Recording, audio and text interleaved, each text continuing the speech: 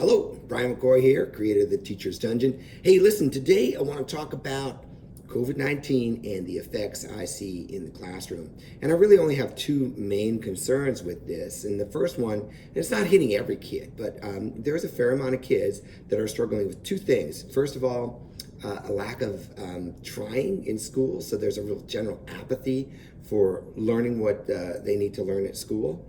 And the second one is the social emotional aspect, and a lot of kids are just down. So a little bit of insight in what I see in the classroom and how I think you can curb that. So first of all, with social emotional and kids just being down, I'm a huge believer in praise, and a ton of praise. I want kids to feel great every single day. And as a teacher or as a parent, the number one thing we can do is just compliment our kids constantly and make them feel good about who they are as an individual. I can't say how important that is.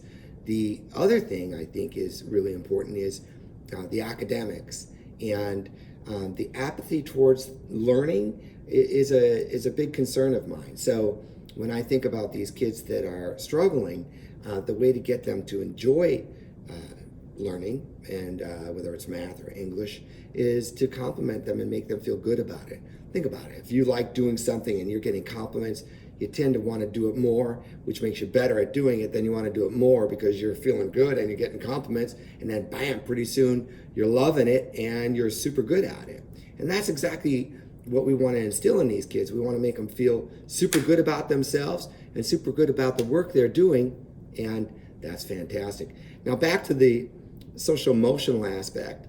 A big problem that's happening is that these kids are constantly on social media, which is great if it's in moderation. And the other thing is, you got to really keep an eye on it, because these young kids, they're trying to just be funny, and sometimes they're not even meaning to hurt someone else's feelings, but they say something with a put down because they're wanting to get a laugh out of it, and they don't realize that they're really hurting the other kid's emotional well-being, right?